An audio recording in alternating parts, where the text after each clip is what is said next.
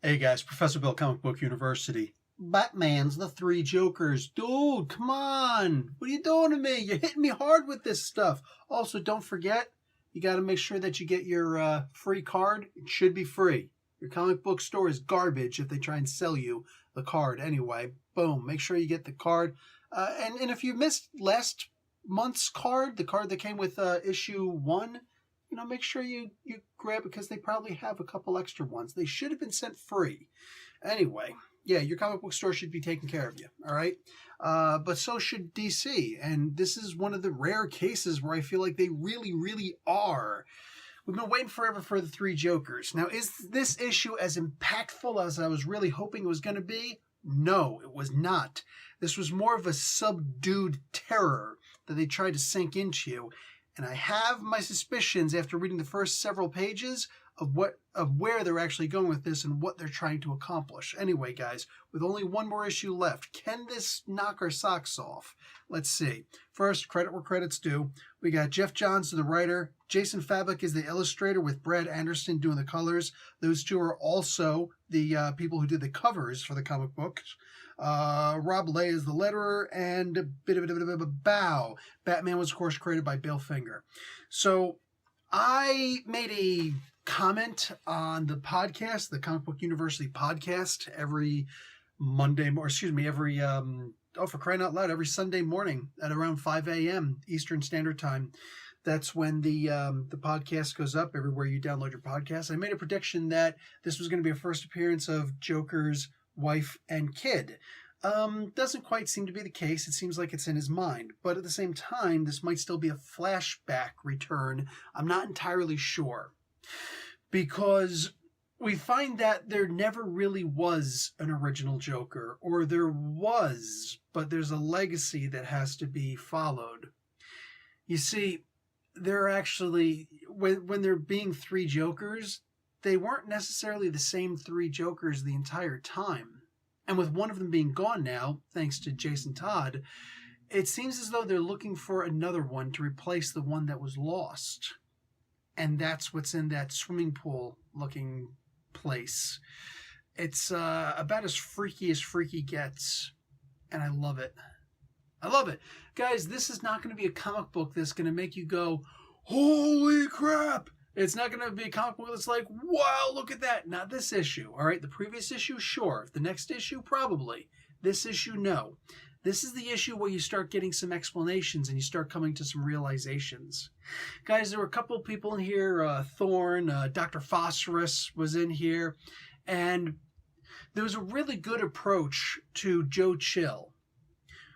The part where Batman goes up to have a conversation to interrogate Joe Chill was, let's just put it this way, his voice cracked.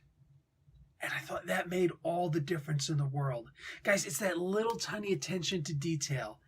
This is the guy, more than anybody else, that caused me to take on the mantle of the Bat. That caused me to not just be normal like everybody else. This is the man responsible for it.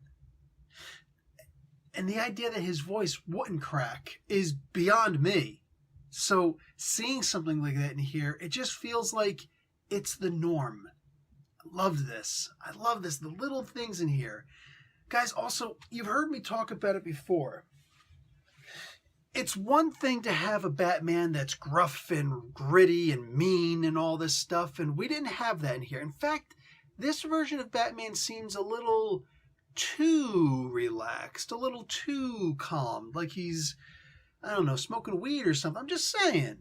He seems a little too chill, all right? I know the Joe Chill reference prior.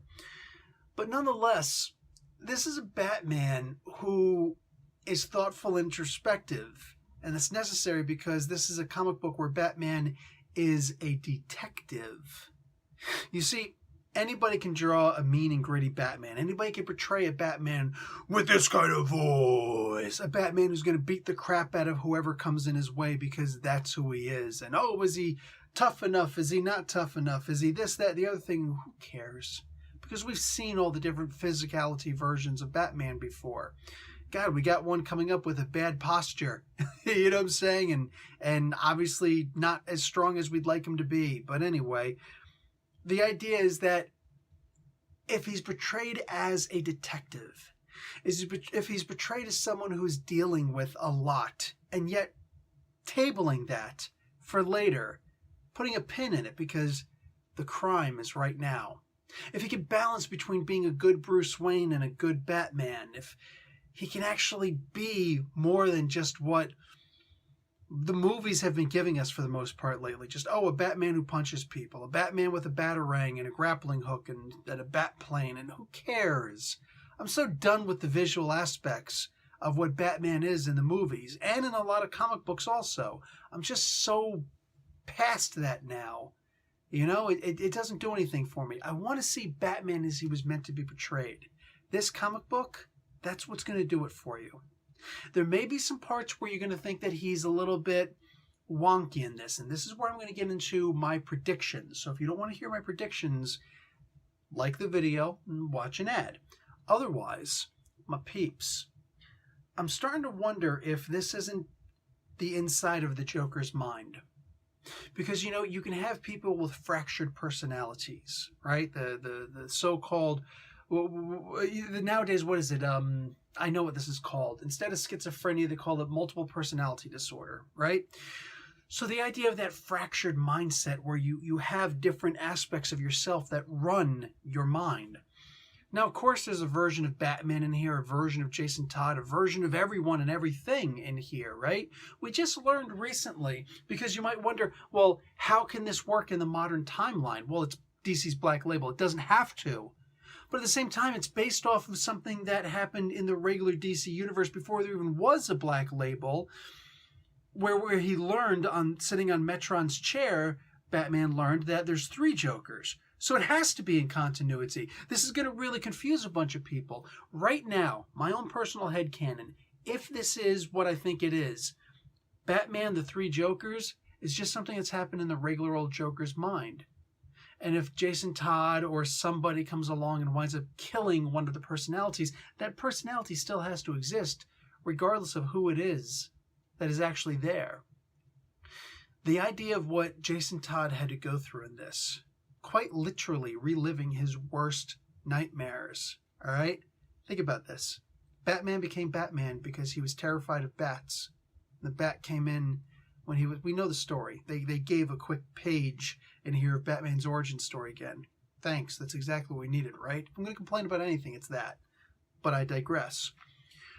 What we see here is Jason Todd reliving his own worst nightmare, his phobia, his worst fears, and that is being attacked by the Joker again with a crowbar. In this particular case, it's his own crowbar. I don't remember, was that the crowbar that he was found with? Was that the crowbar that originally jacked him up in his head, and then he just took that and put as part of his retina, or is that just a brand new crowbar? Either way, it's the crowbar that Jason had on him.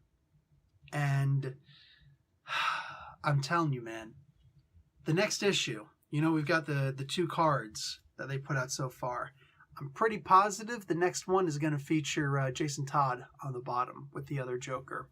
It's got to, because these are the 3 main characters in here besides the 3 Jokers.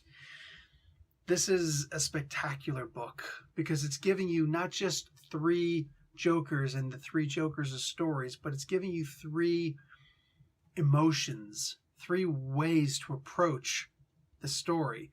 I almost feel like this should be an ongoing, not just 3 issues. Like, give it 12 or something. But if Johns and the team decided that 3 issues is all that it needs, okay, done. I believe them. I believe them. This is a really good book. And much like Joker on here, I feel like this is very much a thinking man's Batman book, you know? Whatever. Getting a little bit too, you know, comic booky with my comic books. I really enjoyed this issue. Not because of the violence necessarily or the action, because there wasn't really too much of that. It's the idea of what it made me think about.